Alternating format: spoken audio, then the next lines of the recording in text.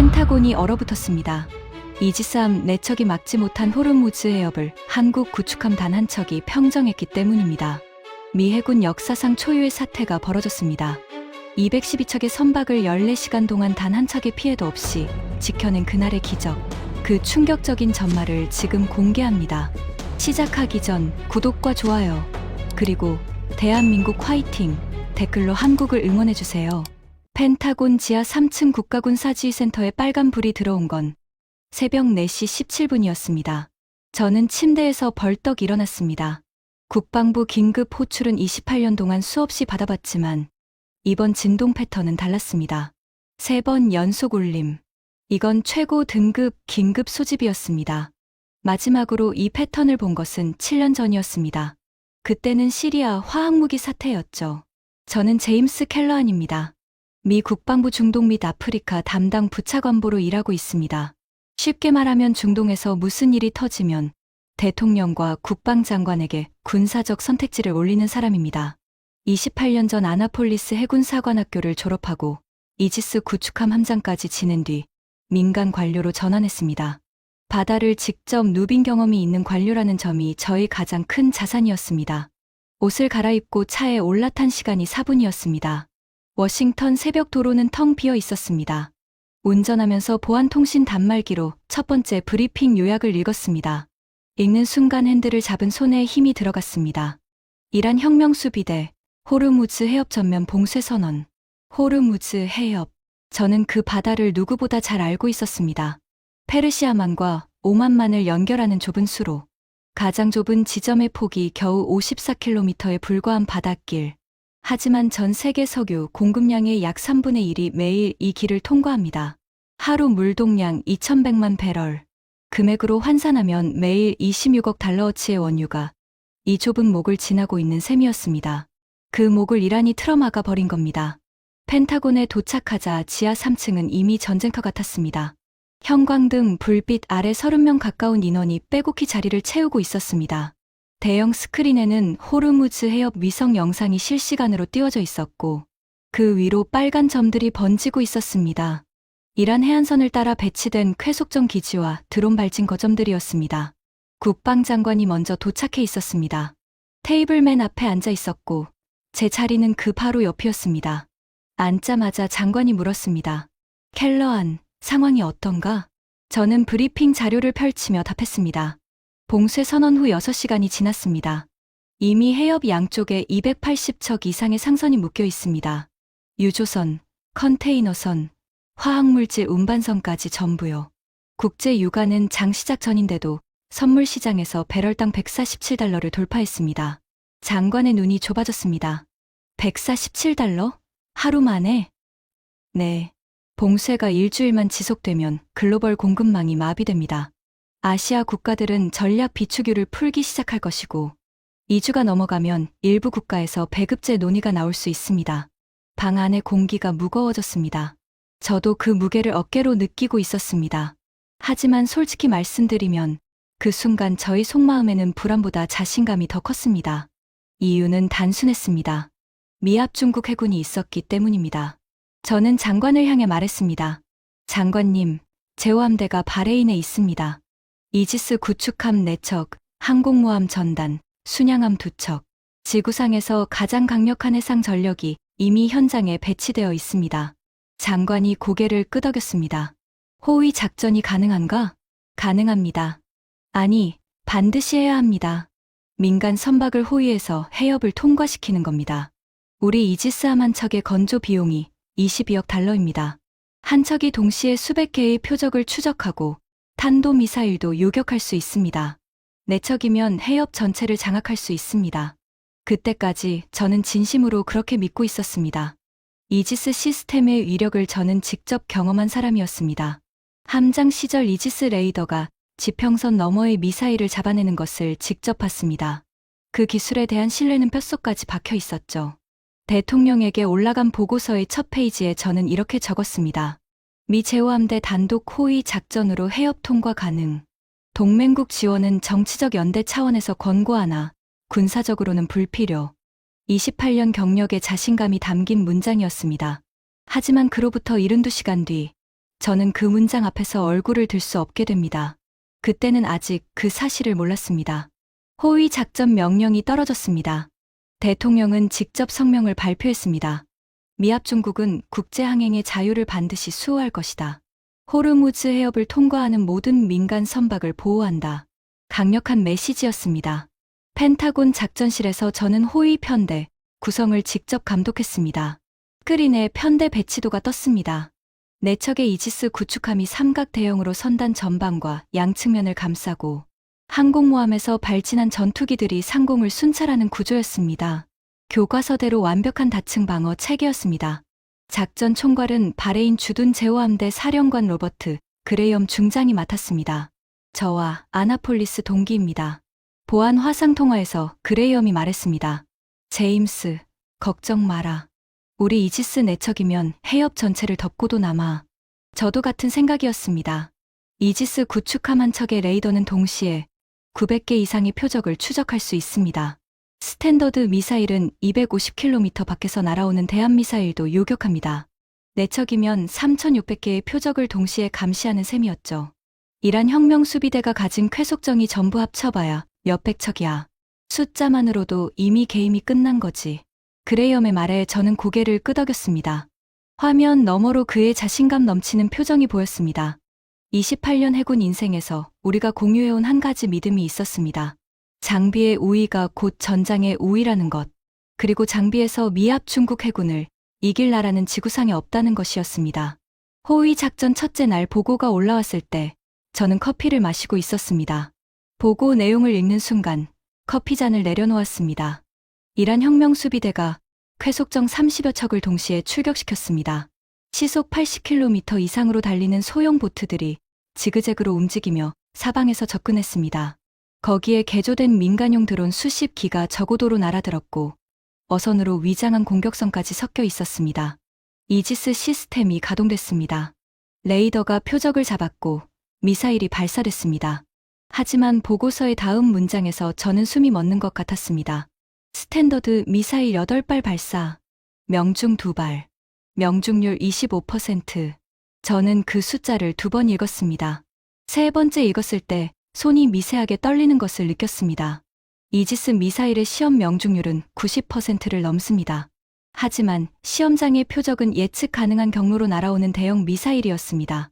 수면에 바짝 붙어 시속 80km로 지그재그 기동을 하는 작은 보트가 아니었습니다.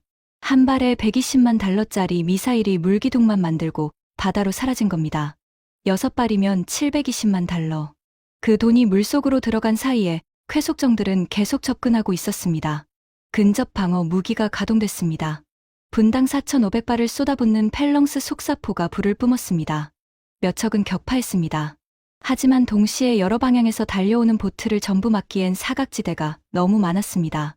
첫째 날 결과 호위선단 186척 중 유조선 한 척이 기관실에 직격탄을 맞고 화재가 발생했습니다. 컨테이너선 2척이 드론 파편에 맞아 선체가 손상됐습니다. 호위 작전 첫날에 3척이 피해를 입은 겁니다. 둘째 날은 더 나빴습니다. 이란이 무인 폭발 보트를 투입했습니다. 사람이 타지 않은 채 폭발물을 가득 싣고 유조선을 향해 직진하는 수상 자폭 드론이었습니다. 경고 사격이 소용없었습니다. 조종자가 없으니 멈출 수가 없었던 겁니다.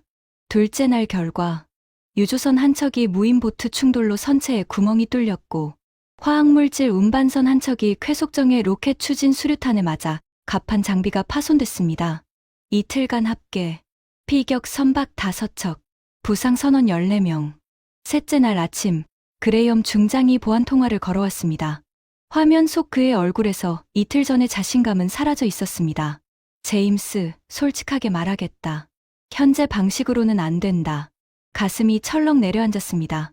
상황이 안정될 때까지 민간 선박 해협 통과를 보류하는 것을 건의하겠다. 저는 한동안 아무 말도 하지 못했습니다. 이지스함 4척, 항공모함 전단, 순양함 2척, 총작전 비용만 하루 8,700만 달러. 인류 역사상 가장 비싼 호위 전력이 투입됐는데 결과는 호위 작전 중단이었습니다. 그날 오후 세계 언론이 일제히 보도했습니다. 미 해군, 호르무즈 호위 작전 사실상 중단. 유가는 배럴당 158달러까지 치솟았습니다. 아시아 증시는 폭락했습니다. 일본 니케이 지수는 하루에 1800포인트가 빠졌고 한국 코스피도 190포인트 급락했습니다. 세계 경제가 숨을 멈추고 있었습니다. 그리고 그 책임의 중심에 이지스함 내척이면 충분하다고 보고서를 올렸던 사람이 서 있었습니다. 바로 저였습니다. 그날 밤 저는 펜타곤 사무실에서 불을 끄지 못했습니다. 책상 위에 놓인 첫 번째 보고서를 바라봤습니다. 미 제호함대 단독 호위 작전으로 해협 통과 가능. 동맹국 지원은 군사적으로 불필요. 그 문장이 형광등 불빛 아래서 저를 비웃고 있는 것 같았습니다. 연합군 편성은 불가피했습니다. 미 해군 단독으로는 안 된다는 것을 사흘 만에 인정해야 했습니다. 저는 국방장관에게 연합호위 작전 전환을 건의했고 장관은 즉시 승인했습니다. 동맹국 참여 요청이 나갔습니다. 영국이 가장 먼저 응답했습니다. 45형 구축함 2척을 보내겠다고 했습니다. 프랑스도 호위함 1척과 정보 수집 함정 1척을 파견하기로 했습니다. 호주가 프리기탐 1척을 보내겠다고 했고 일본 해상자위대도 정보 수집 함정 파견을 검토하겠다고 통보해왔습니다. 그리고 한국에 회신이 왔습니다. 아덴만에서 작전 중이던 청해부대 소속 구축함 1척을 호르무즈 해역으로 전원 배치할 수 있다는 내용이었습니다. 솔직히 말씀드리겠습니다. 저는 한국의 참여 확인서를 읽으면서 별다른 감정이 없었습니다. 연합군 명단에 한 줄이 추가됐다. 그 정도였습니다. 편성표에 한국을 적어 넣으면서 제가 떠올린 생각은 딱 하나였습니다. 숫자 채우기. 연합군 작전에서 참가국이 많으면 정치적으로 좋습니다. 국제사회가 함께 대응한다는 메시지를 보낼 수 있으니까요. 한국의 참여는 그 맥락에서 환영할 일이었습니다. 하지만 군사적으로 의미 있는 전력이냐고 물으면 저는 주저없이 아니라고 답했을 겁니다. 왜냐고요? 이유를 말씀드리죠. 첫째, 함정 규모입니다. 한국이 보내는 구축함은 약 4,400톤급이었습니다. 우리 이지스 구축함이 9,800톤입니다. 절반도 안 되는 크기였죠. 둘째, 무장입니다. 이지스함에는 96셀 수직 발사 시스템이 탑재되어 있습니다. 한국 구축함에는 그런 시스템이 없었습니다. 76mm 함포함 문과 단거리 방공 미사일, 그리고 대함 미사일 정도가 전부였습니다. 셋째, 그리고 이것이 가장 결정적이었는데 경험의 질이었습니다. 한국 청해부대는 아덴만에서 해적을 상대해 왔습니다. 소말리아 해적이요. 소형 보트를 타고 로켓 추진 수류탄을 들고 접근하는 무장 범죄자들이었습니다. 하지만 호르무즈 해협에서 우리가 상대하는 건 이란 혁명수비대였습니다. 대함 미사일, 해상 기뢰, 조직적인 지휘 체계, 그리고 수십 년간 훈련받은 정규 군사 조직이요. 해적과 정규군은 같은 범주로 비교할 수 없습니다. 저는 그렇게 생각했습니다. 편성표를 마무리하면서 한국 함정의 배치를 결정해야 했습니다. 저는 바레인 사령부에 권고 의견을 보냈습니다. 한국 함정은 선단 후미에 배치할 것, 주요 교전 구역이 아닌 보조 위치를 담당하게 할 것, 연합작전에서 경험이 검증되지 않은 전력을 핵심 구역에 넣는 것은 위험 부담이 크다는 이유였습니다. 그레이엄도 동의했습니다. 전화 통화에서 그는 이렇게 말했습니다.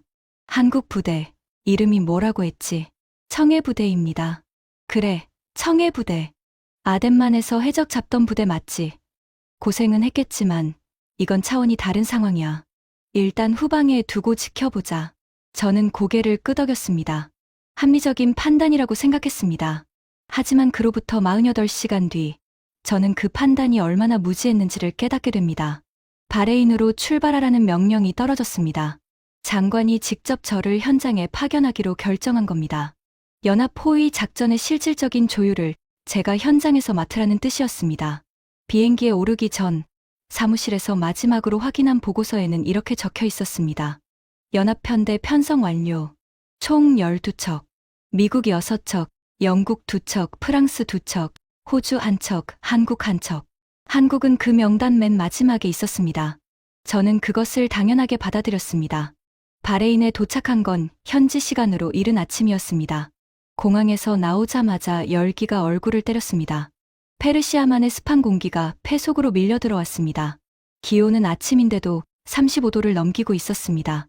차로 이동하는 15분 동안 바다가 보였습니다. 평화로워 보이는 수면 위로 몇 척의 상선이 보였는데 모두 정박한 채 움직이지 않고 있었습니다. 봉쇄로 묶인 선박들이었습니다.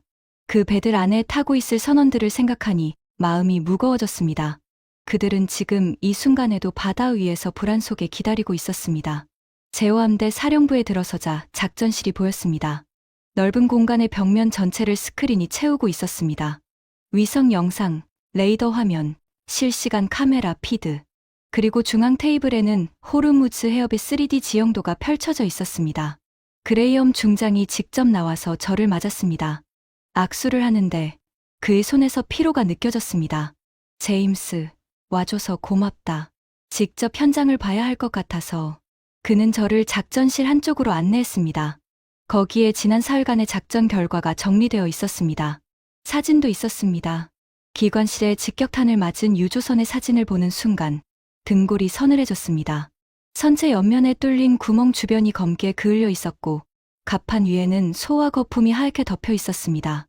이것이 이지스함 내척이 호위한 결과였습니다. 그때 작전실 문이 열리더니 연락 장교 한 명이 보고했습니다. 한국 해군 구축함이 무스카트항에 입항했습니다. 내일 아침 합동 브리핑에 한국 지휘관이 참석할 예정입니다. 그레이엄이 고개를 끄덕이며 저를 쳐다봤습니다. 그의 표정은 분명했습니다. 한국에 대한 기대 같은 건 눈곱만큼도 없다는 표정이었습니다. 저도 같은 표정이었을 겁니다. 저는 숙소에 짐을 풀고 노트북을 열어 다음 날 브리핑 자료를 정리하기 시작했습니다. 연합편대 12척의 배치도, 호위 경로, 교전 규칙, 통신 주파수 체계, 한국 함정에 대해서는 재원표 한 장이 전부였습니다. 충무공이순 신급 구축함, 배수량 4,400톤, 무장 76mm 함포 1문, 하푼 대한미사일 8발, 단거리 방공 미사일, 승조원 330명, 취역 19년차. 저는 그 숫자들을 읽으면서 속으로 생각했습니다. 우리 이지스함의 절반 크기, 미사일 셀수는 비교도 안 되고, 게다가 취역 19년이라면 거의 은퇴를 앞둔 함정이었습니다. 이 배가 과연 여기서 무슨 역할을 할 수 있을까? 노트북 한쪽에 메모를 남겼습니다. 한국 함정, 보조 역할 유지, 핵심 교전 구역 배치는 부적절. 그리고 노트북을 닫았습니다. 그것이 제가 바레인에 도착한 첫날 밤의 마지막 기록이었습니다. 그때의 저는 상상조차 하지 못했습니다. 불과 며칠 뒤, 그 노트북 위에 전혀 다른 문서가 놓이게 될 것이라는 사실을 말입니다. 미합 중국 국방부 부차관보의 이름으로 대한민국 해군 함장에게 연합, 편대의 전술 지휘권을 이양한다는 명령서가요. 하지만 그건 아직 일어나지 않은 일이었습니다. 그날 밤 저는 이지스함 내척이 못한 것을 19년 된 한국 구축함 한 척이 해낼 거라고는 꿈에도 생각하지 못한 채 잠이 들었습니다. 바레인의 밤은 습하고 뜨거웠습니다. 에어컨 바람 소리만이 방 안을 채우고 있었습니다. 합동 브리핑은 다음 날 아침 8시에 시작됐습니다. 제호함대 사령부 2층의 대형 회의실이었습니다. 긴 테이블 양쪽으로 각국 대표들이 자리를 잡았습니다. 미국 측에서는 그레이엄 중장과 저, 그리고 참모진 5명이 앉았습니다. 영국에서는 45형 구축함 전대장인 매튜 하딩 대령이 부관과 함께 왔고, 프랑스 해군 대령 1명, 호주 해군 중령 1명이 각각 자리를 잡았습니다. 한국 지휘관은 제가 예상했던 것보다 조금 늦게 들어왔습니다. 정확히는 시작 3분 전이었으니 늦은 것은 아니었지만, 다른 나라 대표들이 이미 자료를 펼쳐놓고 있는 상태에서 마지막으로 걸어 들어온 셈이었습니다. 키는 보통이었고 체격은 다부졌습니다. 해군 작전복 차림이었는데 다른 나라 장교들처럼 메달이나 장식이 많지 않았습니다. 인상은 차분했고 회의실에 들어서면서 가볍게 목례를 했습니다. 통역관 한 명이 그의 뒤를 따랐습니다. 저는 그의 이름표를 확인했습니다. 영문으로 직책과 이름이 적혀 있었습니다. 계급은 대령이었습니다. 우리 쪽으로 치면 함장급이죠. 테이블 끝자리에 앉았습니다. 배치도처럼 이 회의실에서도 한국은 맨 끝이었습니다. 브리핑이 시작됐습니다. 그레이엄 중장이 직접 연합 호위 작전 계획을 발표했습니다. 스크린에 해협 지도가 떴고 편대 배치가 표시됐습니다. 이지스 구축함 내척이 선단 전방과 양측면에 삼각 대형으로 배치되고 영국과 프랑스 함정이 중간 방어선을 맡습니다. 호주 프리기탐이 대잠 초계를 담당하고 항공모함 항공단이 상공 어모를 제공합니다. 한국 구축함의 배치는 선단 최음이었습니다. 그레이엄이 그 부분을 설명할 때 잠시 한국 지휘관 쪽을 쳐다봤습니다. 한국 함정은 선단 후미에서 후방 경계를 담당합니다. 이탈 선박이 있으면 유도하고 나고 선박이 있으면 보호하는 역할입니다. 번역이 끝나자 한국 지휘관은 고개를 한번 끄덕였습니다. 반대도 질문도 없었습니다. 저는 속으로 생각했습니다. 순순히 받아들이는군. 자기 위치를 아는 사람이야. 발표가 끝나고 질의응답 시간이 됐습니다. 영국의 하딩 대령이 통신 주파수 통합에 대해 질문했고 프랑스 대표가 교전 규칙의 해석 범위를 물었습니다. 기술적이고 절차적인 질문들이었습니다. 그때 한국 지휘관이 손을 들었습니다. 회의실의 시선이 테이블 끝으로 향했습니다. 저도 고개를 돌렸습니다. 그가 통역관에게 뭔가 말했고 통역관이 입을 열었습니다. 한국 지휘관께서 작전 계획에 대해 한 가지 관찰 사항을 공유하고 싶다고 합니다. 그레이엄이 고개를 끄덕이며 발언을 허가했습니다. 한국 지휘관이 말하기 시작했습니다. 통역관이 한 문장씩 옮겼습니다. 그의 말은 이랬습니다. 현재 계획은 이지스 구축함이 선단 외곽에서 넓은 방어선을 형성하는 구조인데 자신의 부대가 아덴만에서 18년 동안 경험한 바에 따르면 소형 고속 선박을 이용한 무리 공격에서는 외곽 방어선만으로 모든 침투를 막기가 매우 어렵다고 했습니다. 반드시 일부가 방어선을 뚫고 들어오게 되어 있다고 했습니다. 그래서 그는 중형 함정 한 척을 선단 내부에 배치해 상선들 사이를 기동하면서 근접 방어를 제공하는 것이 효과적이라고 제안했습니다. 또한 헬리콥터를 상시 운용해 레이더보다 먼저 접근, 위협을 탐지하는 공중 조기 경보 역할을 해야 한다고 했습니다. 그리고 외곽 방어를 통과한 소형 선박에 대해서는 특수작전 요원이 정밀 소총으로 엔진을 무력화하는 최종 방어층이 필요하다고 설명했습니다. 마지막으로 선단 후미가 가장 취약한 지점이 되는 경우가 많다고 덧붙였습니다. 공격 보트들이 전방 방어에 시선이 집중된 틈을 타서 후방으로 우회 접근하는 경향이 있기 때문이라고 했습니다. 통역이 끝났을 때 회의실은 잠시 조용했습니다. 솔직하게 말씀드리겠습니다. 그 순간 제 머릿속에 떠오른 첫 번째 생각은 이것이었습니다. 감히 해적 잡던 경험을 가지고 미합 중국 해군의 작전 계획에 이의를 제기한다고? 그것도 전체 회의석상에서 이 자리에 앉아 있는 사람들이 누군지 알기나 하는 건가? 옆에 앉은 그레이엄도 비슷한 표정이었습니다. 정중하게 감사를 표했지만 눈빛은 차가웠습니다. 그는 짧게 답했습니다. 좋은 관찰입니다. 참고하겠습니다. 참고하겠다. 군대에서 이 말은 사실상 접수만 하고 반영하지 않겠다는 뜻입니다. 저도 28년간 그 표현을 수없이 써왔으니까요. 회의가 끝나고 복도로 나왔을 때 그레이엄이 저에게 나지막이 말했습니다. 아덴만에서 해적 보트 몇 척 쫓아본 경험으로 혁명 수비대를 논하는 건 좀 무리 아닌가. 저는 가볍게 웃으며 고개를 끄덕였습니다. 동감이야. 소총으로 엔진을 쏴서 멈추게 한다고. 그게 무슨 서부 영화야? 우리 둘 다 웃었습니다. 그 웃음이 얼마나 무지한 웃음이었는지 그때는 몰랐습니다. 첫 번째 연합 호위 작전은 이틀 뒤에 시작됐습니다. 해가 뜨기 전 작전시에 모든 연합국 연락 장교들이 모였습니다. 저도 그 안에 있었습니다. 대형 스크린에는 해협 전역의 레이더 화면이 실시간으로 띄워져 있었고 위성 영상이 그 위에 겹쳐져 있었습니다. 방 안에는 약 35명이 있었는데 아무도 말을 하지 않았습니다. 모두가 스크린만 바라보고 있었습니다.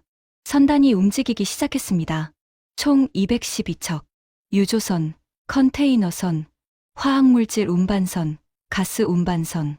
레이더 화면에서 그 신호들은 느리게 움직이는 거대한 군집처럼 보였습니다. 수킬로미터에 걸쳐 빽빽하게 모인 점들이 해협을 향해 천천히 전진하고 있었습니다. 편대는 계획대로 배치됐습니다. 이지스함 4척이 선단 전방과 측면에서 외곽 방어를 맡았습니다. 영국과 프랑스 함정이 중간 구역을 담당했고 호주 프리기탐이 좌측 통로를 지키고 있었습니다. 그리고 선단 맨 뒤에 한국 구축함이 후미를 따르고 있었습니다. 레이더 화면에서 보면 다른 함정들보다 약간 작아 보이는 점 하나에 불과했습니다. 오전 9시 37분 레이더 운용병이 외쳤습니다. 접촉 신호. 다수. 이란 해안에서 빠르게 움직이는 작은 점들이 레이더를 채우기 시작했습니다. 초기 집계, 쾌속정 28척. 그리고 그 뒤를 이어 적어도 드론 신호들이 나타났습니다. 가슴이 조여왔습니다. 저는 전직 함장입니다.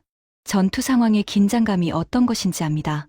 하지만 작전실에서 화면으로 보는 전투는 또 다른 종류의 압박이었습니다. 현장에 있으면 적어도 자기 배는 자기가 움직일 수 있습니다. 하지만 여기서는 그저 지켜볼 수밖에 없었습니다. 이지스함들이 교전을 시작했습니다. 미사일 궤적이 화면에 나타났습니다. 하얀 선이 표적을 향해 뻗어나갔습니다. 몇 발은 명중했습니다. 쾌속정 두 척이 화면에서 사라졌습니다. 하지만 나머지 미사일들은 빗나갔습니다. 쾌속정들이 너무 빠르게 방향을 바꾸고 있었습니다.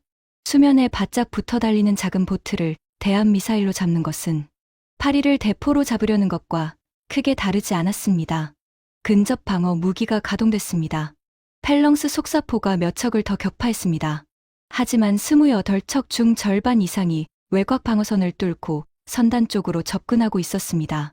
영국과 프랑스 함정이 중간에서 사격을 퍼부었지만 동시에 여러 방향에서 밀려오는 보트를 전부 잡기엔 역부족이었습니다. 드론도 문제였습니다. 저고도로 날아오는 소형 드론은 레이더에 잡히는 시점이 너무 늦었습니다. 방공 미사일이 발사됐지만 발사 시점에 이미 드론이 선단 상공에 진입해 있는 경우도 있었습니다. 오전 10시 12분. 첫 번째 피해 보고가 들어왔습니다.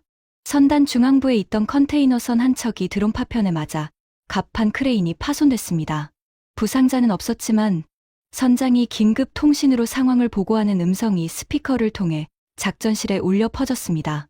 목소리에 공포가 실려 있었습니다. 10시 28분. 두 번째 피해.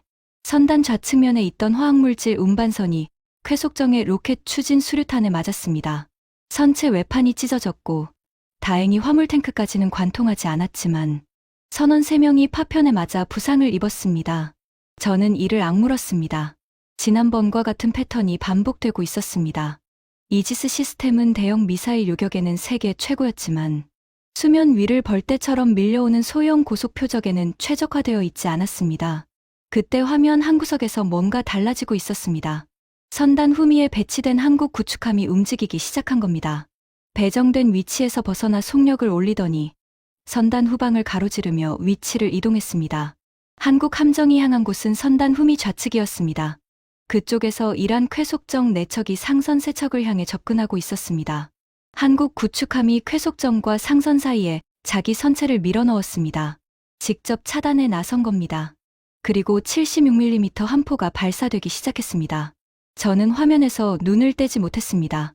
한 포의 사격 방식이 우리와 달랐습니다. 우리 이지스함의 127mm 한 포는 넓은 범위에 제압 사격을 퍼붓는 방식으로 운용됩니다. 하지만 한국 한 포는 한 발 정확하게 쏘고 있었습니다. 표적은 쾌속정의 선체가 아니었습니다. 엔진이었습니다. 선미 부분, 그러니까 베이맨 뒷부분에 있는 선회기를 정확히 노리고 있었습니다. 7분 만에 쾌속정 4척 중 3척이 수면 위에서 멈춰섰습니다. 폭발하지 않았습니다. 그냥 동력을 잃고 물 위에 떠 있었습니다. 나머지 한 척은 방향을 바꿔 달아났습니다. 후미 상선 3척은 피해 없이 그 구간을 통과했습니다. 작전실에서 한국 함정 구역의 상황 보고가 올라왔습니다. 단 한 줄이었습니다. 한국 담당 구역, 피해 선박 제로. 저는 그 한 줄을 보고 잠시 아무 생각이 나지 않았습니다. 오후까지 전투가 계속됐습니다. 이란은 2차례 더 공격을 퍼부었고 선단 전체에서 크고 작은 교전이 이어졌습니다. 하루가 끝났을 때 작전실에서 전체 피해 집계를 시작했습니다. 결과는 이랬습니다. 미국 담당 구역, 피격 선박 2척, 경미한 손상 3척, 부상 선원 7명. 영국 담당 구역, 피격 선박 1척, 경미한 손상 1척, 프랑스 담당 구역, 경미한 손상 2척, 한국 담당 구역, 피해 제로. 그 숫자를 확인하는데 5초가 걸렸습니다.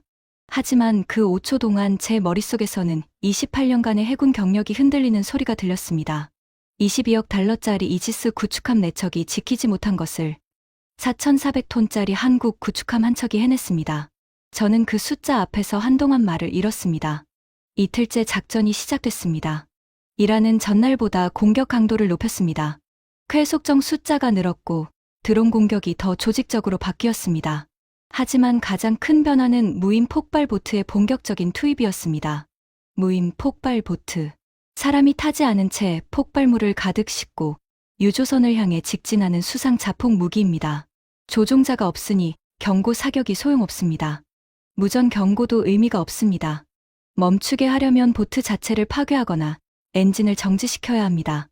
오전 11시쯤 레이더에 무인 보트 신호가 잡히기 시작했습니다. 처음에는 3기였습니다. 그런데 곧 5기, 8기로 늘어났습니다. 각기 다른 방향에서 선단을 향해 접근하고 있었습니다. 이지스함들이 함포로 대응했습니다. 하지만 무인 보트는 쾌속정보다 더 작았고 수면에 거의 붙어서 움직였습니다. 게다가 선단 사이사이로 파고드는 보트를 향해 함포를 쏘면 빗나간 포탄이 상선을 맞출 위험이 있었습니다. 작전실의 긴장감이 최고조에 달했습니다. 그레이엄 중장의 이마에 땀이 맺혀 있었습니다. 스크린에서 무인 보트 신호가 유조선 신호에 점점 가까워지고 있었습니다. 거리 800m, 600m, 500m. 그때 한국 구축함 쪽 카메라 화면에서 움직임이 포착됐습니다. 갑판 위로 사람들이 나왔습니다. 군복을 입고 있었지만 일반 수병들과는 장비가 달랐습니다. 방탄조끼에 전술 헬멧, 그리고 손에는 저격용 정밀 소총을 들고 있었습니다. 한국 해군 특수전부대 UDT 대원들이었습니다. 대원들이 갑판 난간을 따라 2명씩 짝을 지어 엎드렸습니다. 헬리콥터에서 내려오는 무전이 실시간으로 무인 보트의 좌표를 전달하고 있었습니다. 한국 구축함에서 이륙한 링스 헬기가 상공 500m에서 전체 교전 구역을 내려다보며 좌표를 찍어주고 있었던 겁니다. 작전실 안에 있던 모든 사람이 한국 함정 카메라 화면을 보고 있었습니다. 대원들이 사격을 시작했습니다. 움직이는 함정 위에서, 파도에 흔들리는 갑판 위에서, 250m에서 400m 거리의 수면 위를 달리는 소형 무인 보트를 향해서 조준한 곳은 보트의 선미, 엔진 부분이었습니다. 폭발물을 터뜨리지 않으면서 추진력만 제거해야 하는 사격이었습니다. 한 발이라도 폭발물 적재 부분을 맞추면 보트가 폭발하고 그 파편이 인근 상선에 피해를 줄 수 있었습니다. 첫 번째 보트가 멈췄습니다. 동력을 잃고 수면 위에서 회전하다가 조류에 밀려 흘러갔습니다. 두 번째, 세 번째, 네 번째. 한 척씩 차례로 엔진이 관통되며 멈춰섰습니다. 폭발은 없었습니다. 그냥 바다 위에 놓인 나무 토막처럼 떠 있을 뿐이었습니다. 작전실에서 누군가 숨을 내쉬는 소리가 들렸습니다. 화면 속에서는 여전히 대원들이 갑판에 엎드린 채 다음 표적을 조준하고 있었습니다. 파도가 갑판을 때릴 때마다 몸이 흔들렸지만 총구는 미동도 하지 않았습니다. 총 8기의 무인 폭발 보트. 8기 전부 멈췄습니다. 상선에 도달한 보트는 단 한 기도 없었습니다. 그레이엄이 화면에서 시선을 돌리지 않은 채 중얼거렸습니다. 서부 영화라고 했었지? 이틀 전 복도에서 제가 한 말이었습니다. 소총으로 엔진을 쏴서 멈추게 한다고. 그게 무슨 서부 영화야? 그 말이 부메랑이 되어 돌아온 겁니다. 저는 아무 말도 하지 못했습니다. 이틀째 작전이 끝났을 때 피해 집계가 올라왔습니다. 한국 담당 구역. 이틀 연속 피해 제로. 나머지 구역에서는 합계 4척의 상선이 크고 작은 피해를 입었습니다. 그날 저녁, 저는 숙소에 돌아와서 노트북을 열었습니다. 처음으로 청해부대에 대해 직접 자료를 찾아보기 시작했습니다. CIA 분석관이 아침에 브리핑 자료를 보내온 게 있었습니다.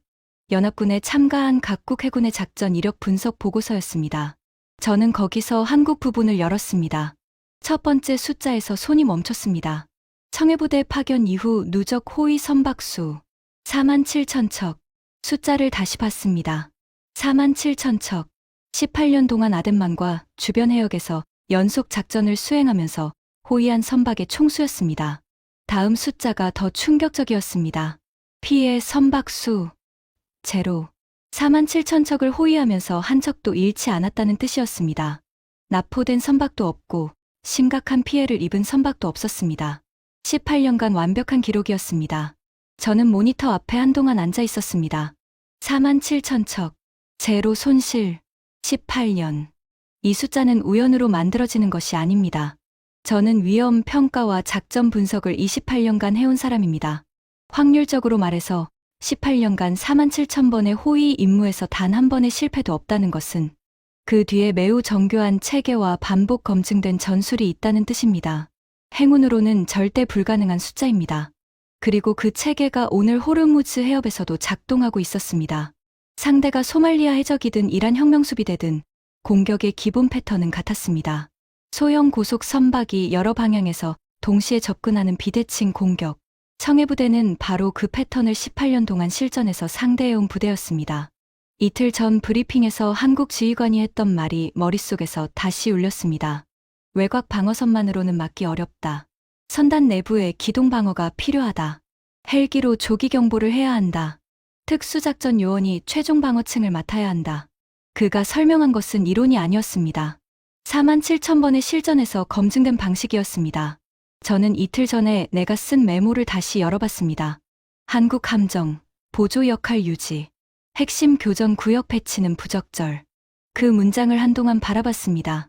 지우지는 않았습니다. 대신 그 아래에 새로운 문장을 추가했습니다. 재평가 필요. 그 두 글자를 적는데 손가락이 무거웠습니다.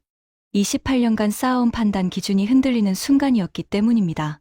셋째 날 새벽 4시, 보안 통신 단말기가 울렸습니다. 화면에 뜬 발신자를 보고 잠이 확 깼습니다. 백악관이었습니다. 대통령 안보보좌관이 먼저 말을 꺼냈습니다. 켈러안, 지금 대통령께서 직접 상황을 듣고 싶어 하신다. 바로 연결한다. 심장이 빠르게 뛰기 시작했습니다. 국방부 부차관보가 대통령과 직접 통화하는 것은 흔한 일이 아닙니다. 보통은 장관을 통해서 또는 안보보좌관을 통해서 보고가 올라가고 지시가 내려옵니다. 대통령이 직접 현장 관료에게 전화한다는 것은 그만큼 상황이 심각하다는 뜻이었습니다. 대통령의 목소리가 들렸습니다. 켈러안. 예, 대통령님. 보고서는 읽었다. 이지스함 4척의 항모 전단까지 투입했는데 이틀째 상선이 피격되고 있어. 그런데 한국 구축함 한 척이 맡은 구역에서는 피해가 0이라고? 그렇습니다. 대통령님. 잠시 침묵이 흘렀습니다. 그리고 대통령이 물었습니다. 낮지만 분명한 목소리였습니다. 왜 한국만 되는 거야? 그 질문이 고막을 때린 순간 저는 대답할 말이 없었습니다. 아나폴리스 4년, 해군 장교 15년, 국방부 관료 13년, 도합 28년의 경력이 그 한마디 앞에서 무력해졌습니다. 켈러안. 확인 중입니다. 대통령님. 한국 부대의 작전 방식을 분석하고 있습니다. 빨리 답을 찾아. 그리고 한 가지 더. 말씀하십시오. 되는 방법이 있으면 그 방법을 써. 깃발 색깔은 신경 쓰지 마. 선박을 지켜내는 게 먼저야. 통화가 끝났습니다. 저는 통신 단말기를 내려놓고 한동안 움직이지 않았습니다. 되는 방법이 있으면 그 방법을 써. 깃발 색깔은 신경 쓰지 마. 대통령의 그 말이 의미하는 것이 무엇인지 저는 정확히 알고 있었습니다. 하지만 그것을 실행에 옮기려면 먼저 제 안에 무언가를 넘어야 했습니다. 저는 옷을 갈아입고 사령부로 향했습니다. 아직 날이 밝기 전이었습니다. 도착하자마자 작전실 옆 분석실로 갔습니다.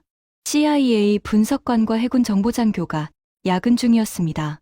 저는 그들에게 청해부대의 모든 작전 기록을 요청했습니다. 자료가 쏟아졌습니다. 첫 번째로 읽은 것은 아덴만 여명작전 보고서였습니다.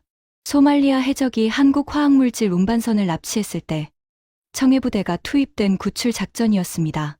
UDT 특수전 대원들이 해적이 점거한 선박에 접근해 돌입했고 18분 만에 선원 21명 전원을 구출했습니다. 한국 측 사망자 없음. 해적 전원 제압. 두 번째로 읽은 것은 호위 작전 교전 기록 모음이었습니다. 18년간 해적 접근 시도가 수백 회 있었습니다. 매번 쾌속정 여러 척이 동시에 여러 방향에서 접근했고 청해부대는 매번 그것을 막아냈습니다. 방법은 항상 같았습니다. 헬기가 먼저 발견하고 함포가 중거리에서 차단하고 특수작전 대원이 근거리에서 최종 대응. 3중 방어 체계였습니다. 세 번째로 읽은 것은 교대 파견 기록이었습니다. 한국은 6개월마다 부대를 교대해 보냈습니다. 매 파견마다 새로운 승조원이 투입됐지만 체계는 동일했습니다. 교대에도 결과가 바뀌지 않았습니다. 47,000척, 제로 손실. 이것은 특정 지휘관의 능력이 아니라 부대 전체에 내재된 시스템이라는 뜻이었습니다. 새벽 내내 자료를 읽었습니다. 창밖이 밝아오고 있었습니다. 바레인의 새벽빛이 작전실 유리창을 통해 들어왔습니다. 저는 의자에 기대어 천장을 바라봤습니다. 28년간 저는 한 가지를 믿어왔습니다. 해전에서 승리를 결정짓는 것은 장비의 세대라고. 더 큰 레이더, 더 정밀한 미사일, 더 두꺼운 장갑, 더 비싼 함정이 이긴다고. 미합 중국 해군이 세계 최강인 이유는 세계에서 가장 비싼 함정을 가장 많이 가지고 있기 때문이라고. 하지만 지금 눈앞에 펼쳐진 데이터는 전혀 다른 이야기를 하고 있었습니다. 우리 이지스함 한 척의 건조 비용은 22억 달러입니다. 한국 구축함은 약 3억 달러입니다. 우리 미사일 한 발이 120만 달러인데 한국 한 포탄 한 발은 몇백 달러에 불과합니다. 비용으로 따지면 우리가 70배 이상 비싼 장비를 운용하고 있었습니다. 그런데 결과는 정반대였습니다. 더 비싸고, 더 크고, 더 첨단인 우리 쪽에서 피해가 나고 있었고, 더 작고, 더 오래되고, 더 싼 한국 쪽에서 피해가 제로였습니다. 그 차이를 만드는 것이 무엇인지 저는 이제 알고 있었습니다. 장비가 아니었습니다. 경험이었습니다. 18년간 실전에서 같은 유형의 위협을 반복해서 상대하면서 쌓아온 대응 체계. 시뮬레이션이 아니라 실제 바다에서, 실제 총알이 날아오는 상황에서 검증된 방식. 통하지 않는 것은 즉시 버리고, 통하는 것은 반복하면서 더 정교하게 다듬은 결과. 그것이 47,000척 무손실이라는 숫자의 본질이었습니다. 대통령의 질문에 대한 답이 머릿속에서 완성되고 있었습니다. 왜 한국만 되는가? 그들이 더 뛰어나서가 아닙니다. 이미 해본 사람들이기 때문입니다. 18년 동안 47,000번을 해봤기 때문입니다. 셋째 날 오후, 선단이 해협의 가장 좁은 구간으로 접근하고 있었습니다. 이 구간이 왜 위험한지 설명드리겠습니다. 항로 폭이 10km도 되지 않습니다. 한쪽에는 이란 해안이 바로 붙어 있고 반대쪽에는 오만 영해가 있습니다. 212척의 선박이 이 좁은 수로를 일렬로 통과해야 합니다. 속도를 올릴 수도 없고 회피 기동도 불가능합니다. 공격자에게는 꿈의 표적이었습니다. 느리고 예측 가능하고 피할 수 없는 표적. 이란은 바로 이 순간을 위해 전력을 아껴두고 있었습니다. 오후 4시 53분. 레이더 화면이 빨간색으로 가득 찼습니다. 이란 해안 곳곳에서 동시에 출격한 신호들이 화면을 뒤덮었습니다. 초기 집계만으로 쾌속정 35척 이상. 그 뒤를 이어 들어온 신호가 최소 25기. 그리고 수면 잡음 속에서 무인 폭발 보트 신호가 확인되기 시작했습니다. 12기 이상이었습니다. 작전실이 얼어붙었습니다. 3시간 전 전투로 이미 탄약을 상당량 소모한 상태였습니다. 이지스함의 수직 발사관에 남은 미사일 수가 제한적이었고 펠렁스 속사포의 탄약도 보충이 필요한 상태였습니다. 그 상태에서 3일간 가장 큰 규모의 공격이 들어온 겁니다. 그레이엄 중장이 저를 쳐다봤습니다. 그의 눈에서 저는 이런 메시지를 읽었습니다. 이대로는 안 된다. 저도 같은 생각이었습니다. 이 공격을 기존 방식으로 막으면 피해가 불가피했습니다. 선단에 아직 178척이 좁은 수로 안에 남아 있었습니다. 유조선, 가스 운반선, 위험화물 운반선. 한 척이라도 대형 사고가 나면 해협 자체가 막혀버릴 수 있었습니다. 이틀간의 데이터가 머릿속에서 빠르게 정리되고 있었습니다. 한국 구역 피해 제로, 3중 방어 체계, 헬기 조기 경보, 함포 정밀 차단, UDT 최종 방어, 47,000척, 18년. 그리고 오늘 새벽 대통령의 말. 되는 방법이 있으면 그 방법을 써. 깃발 색깔은 신경 쓰지 마. 저는 결심했습니다. 그레이엄에게 다가가서 낮은 목소리로 말했습니다. 로버트, 전술 지휘를 한국에 넘기자. 그레이엄의 눈이 커졌습니다. 뭐라고? 지난 이틀간 피해 제로를 기록한 유일한 함정이야. 이 공격을 막으려면 이 방법밖에 없어. 제임스, 자네가 지금 무슨 말을 하는지 알고 있는 거야? 미합 중국 해군 편대의 전술 지휘권을 동맹국 대령에게 넘기라고. 그것도 4,400톤짜리 구축함 함장에게. 데이터가 그렇게 말하고 있어. 이건 전례가 없어. 전례가 없는 상황이니까 전례가 없는 결정을 해야 하는 거야. 그레이엄이 잠시 입을 다물었습니다. 스크린에서는 쾌속정 신호들이 선단을 향해 빠르게 접근하고 있었습니다. 시간이 없었습니다. 저는 작전실 한쪽에 있는 보안 통신실로 걸어갔습니다. 펜타곤 국방장관실의 직통 회선을 열었습니다. 3분 만에 장관의 승인이 떨어졌습니다. 대통령에게 이미 보고가 올라가 있었고 대통령의 지시도 이미 내려와 있었습니다. 현장 지휘관의 판단을 존중한다. 저는 명령서를 작성했습니다. 노트북을 열고 공식 서식에 맞춰 한 글자 타이핑했습니다. 미합 중국 국방부 부차관보 제임스 켈러 한 명이 연합 호위 편대 작전 명령 제37호 본 명령에 의거 호르무즈 해협 호위 작전의 전술 지휘권을 대한민국 해군 청해부대 지휘관에게 이양한다. 연합편대 소속 모든 함정은 즉시 한국 지휘관의 전술 명령에 따른다. 서명란에 제 이름을 적는 순간 손이 미세하게 떨렸습니다. 이것이 무엇을 의미하는지 저는 정확히 알고 있었습니다. 미합 중국 해군 역사상 이지스 구축함 편대의 전술 지휘권을 동맹국 함장에게 넘긴 것은 이번이 처음이었습니다. 22억 달러짜리 최첨단 구축함 4척이 3억 달러짜리 한국 구축함 한 척의 지휘를 받게 되는 겁니다. 서명을 마치고 명령서를 그레이엄에게 건넸습니다. 그가 한 번 더 읽어본 뒤 고개를 끄덕였습니다. 그레이엄이 무전을 열었습니다. 연합지휘 채널. 편대의 모든 함정이 듣고 있는 주파수였습니다. 한국 함정, 여기는 연합지휘부. 호르무즈 해협 호위 작전의 전술 지휘권을 귀함에 이양한다. 편대 전 함정은 즉시 귀함의 명령에 따르라. 작전실이 멈췄습니다. 장교들이 스크린에서 시선을 돌려 스피커를 바라봤습니다. 방금 들은 명령을 확인하려는 듯 서로를 쳐다봤습니다. 영국 연락장교가 눈을 크게 떴고 프랑스 연락장교가 천천히 고개를 돌려 저를 쳐다봤습니다. 한국 지휘관의 응답이 돌아왔습니다. 무전 속 목소리는 차분했습니다. 이틀 전 브리핑실에서 들었던 바로 그 톤이었습니다. 서두르지 않았고 동요도 없었으며 매우 명확했습니다.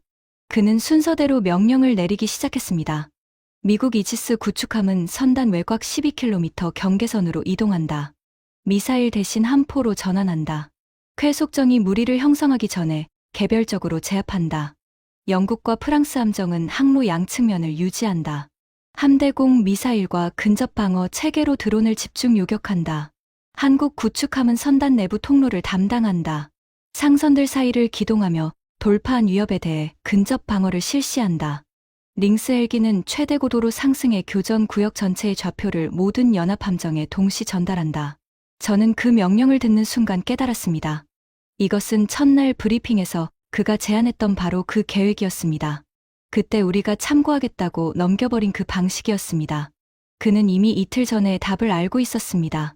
47,000번의 경험이 알려준 답이었습니다.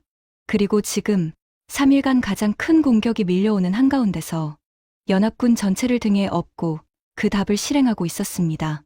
이지스함들이 외곽으로 이동했습니다. 이번에는 미사일 대신 함포를 사용했습니다.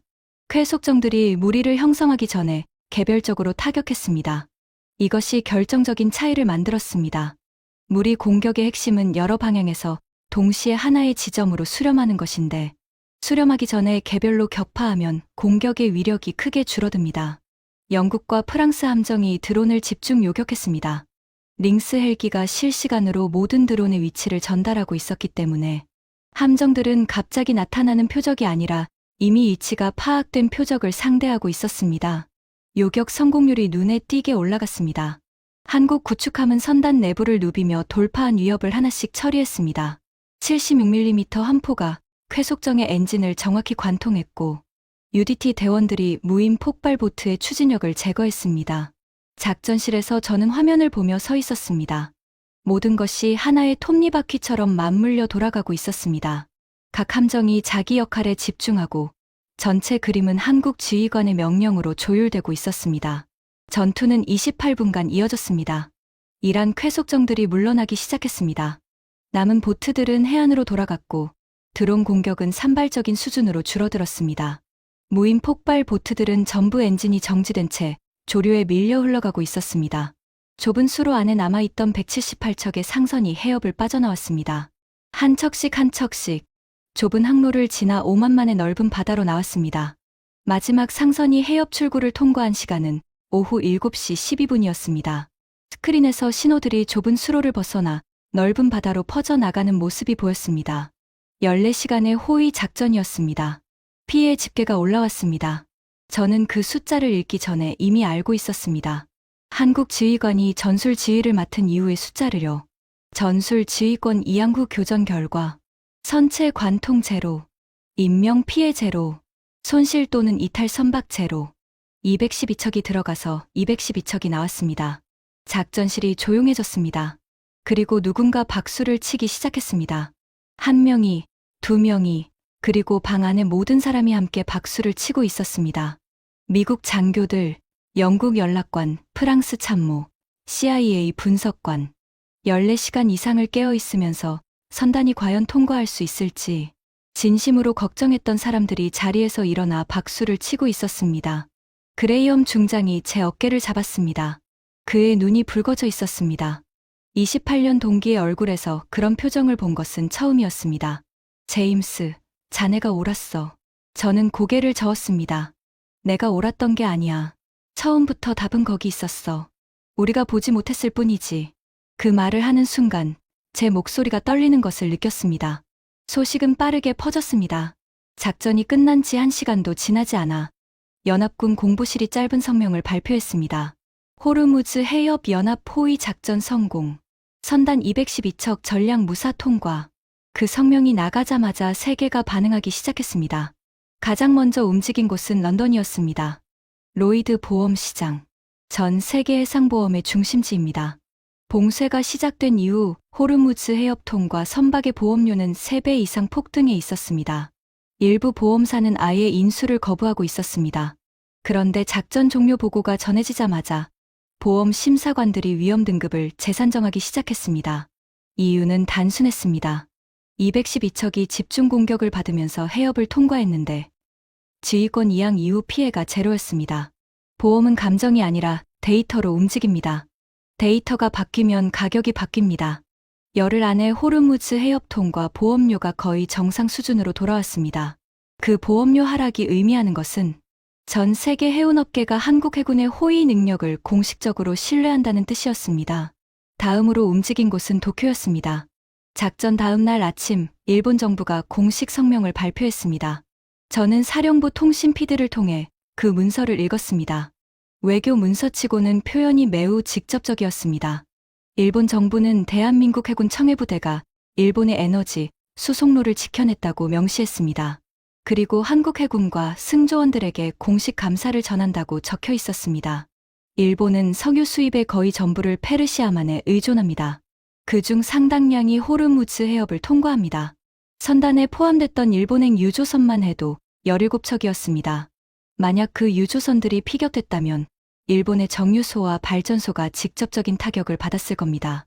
일본 정부는 무엇이 지켜졌는지 정확히 알고 있었습니다. 베이징의 반응은 몇 시간 뒤에 나왔습니다. 중국 국방부가 짧은 성명을 발표했습니다.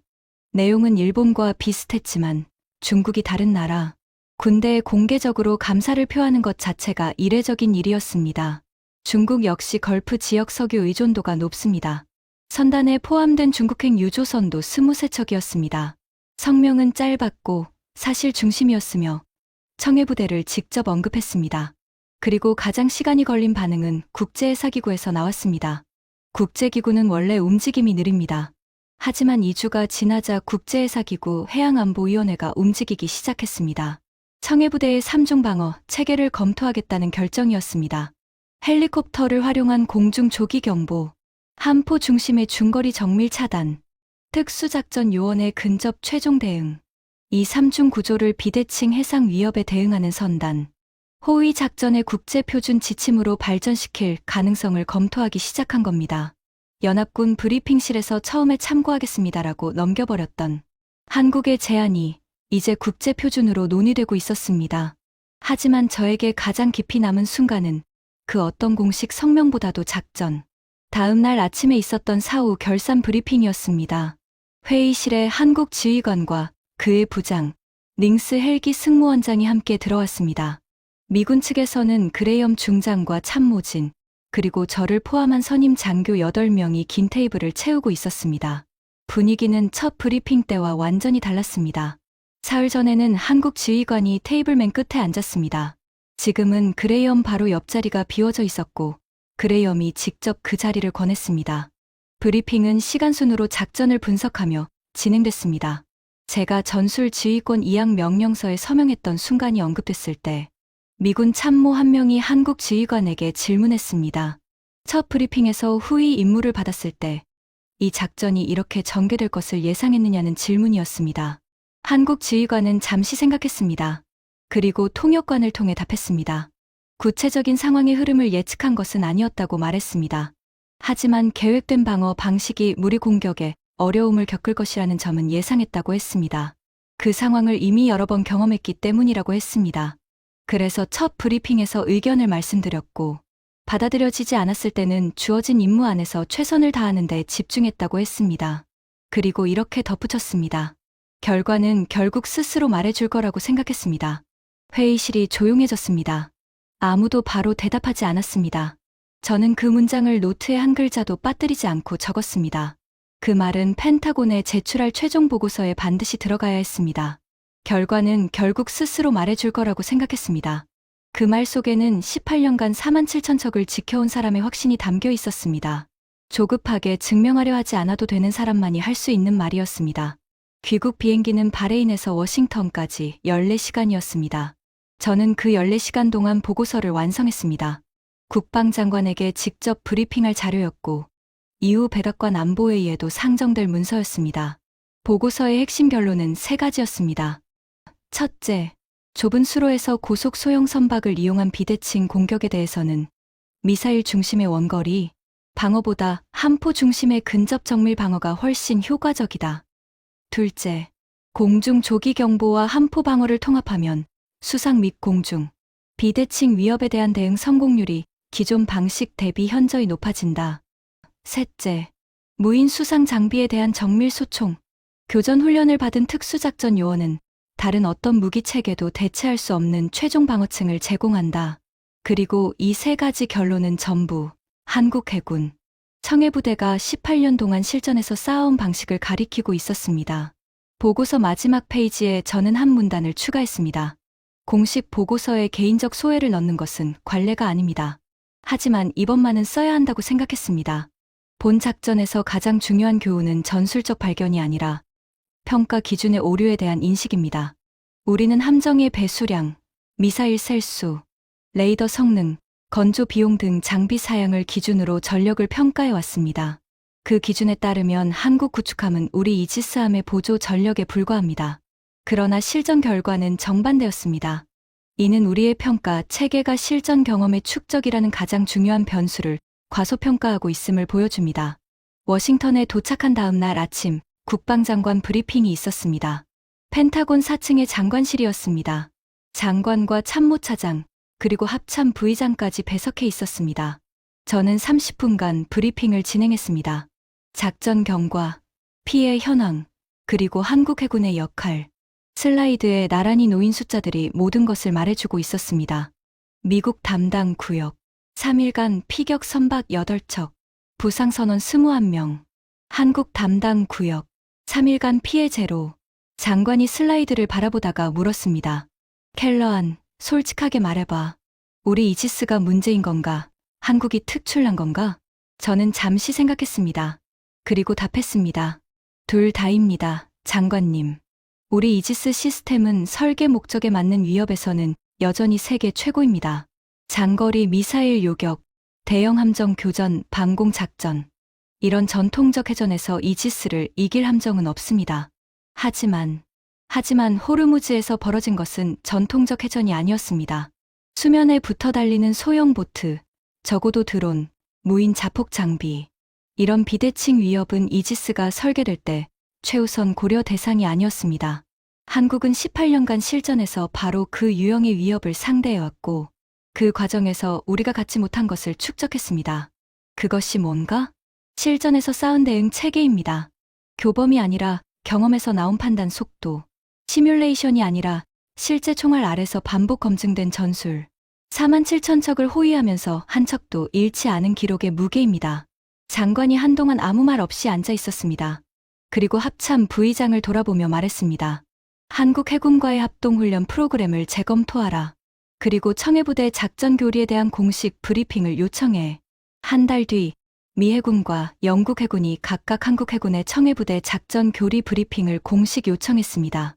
그리고 나토 해양사령부는 청해부대의 3중 방어 체계를 비대칭, 해상 위협 대응 표준 매뉴얼에 참고 모델로 검토하기 시작했습니다. 세계 최강 해군이 배우겠다고 한 겁니다. 18년 동안 묵묵히 바다를 지켜온 부대에게요. 펜타곤으로 돌아온 뒤에도 한동안 그 머릿속에서 떠나지 않는 장면이 하나 있었습니다. 작전이 끝난 날 저녁이었습니다. 사령부에서 나오다가 부두 쪽을 지나게 됐습니다. 한국 구축함이 계류되어 있었습니다. 저녁 햇빛이 낮게 비추며 회색 선체를 비추고 있었습니다. 사흘 전 처음 봤을 때와 다를 것이 없는 모습이었습니다. 4,400톤의 실용적인 군함. 군데군데 페인트가 벗겨진 흔적. 특별한 깃발도 없었고 축하 행사도 없었습니다. 갑판 위에서 승조원들이 일하고 있었습니다. 76mm 함포 포탑의 덮개를 열고 부품을 점검하는 사람들이 보였습니다. 헬기 갑판에서는 링스 헬기의 로터를 확인하고 있었습니다. 선미 쪽에서는 통신 장비 케이블을 정리하는 수병들이 있었습니다. 아무도 축하하고 있지 않았습니다. 사진을 찍거나 포즈를 취하는 사람도 없었습니다. 그들은 그저 다음 임무를 준비하고 있었습니다. 18년 동안 어떤 항구에서든 어떤 작전 뒤에서든 항상 해왔을 같은 작업이었습니다. 한 젊은 수병이 잠시 손을 멈추고 바다를 바라보고 있었습니다. 바로 전날 자신의 배가 싸웠던 그 해협 방향이었습니다. 잠깐 바라보더니 다시 고개를 숙이고 작업으로 돌아갔습니다. 저는 한동안 그 모습을 바라봤습니다. 28년 동안 저는 해군력을 숫자로 평가해왔습니다. 배수량, 미사일 셀수, 레이더 탐지 거리, 건조 비용. 그 숫자들이 클수록 강하다고 믿었습니다. 그리고 그 기준으로 한국 구축함을 보조 전력으로 분류했습니다. 승조원들이 계류주를 묻기도 전에 평가를 끝내버렸습니다. 하지만 호르무즈 해협이 보여준 진실은 달랐습니다. 22억 달러짜리 이지스함 4척이 못 지킨 것을 3억 달러짜리 한국 구축함 한 척이 해냈습니다. 그 차이를 만든 것은 레이더의 성능이 아니었습니다. 미사일의 사거리가 아니었습니다. 18년 동안 47,000척을 단 한 척도 잃지 않으면서 쌓아올린 경험의 무게였습니다. 저는 28년간 장비만 봤습니다. 사람을 못 봤습니다.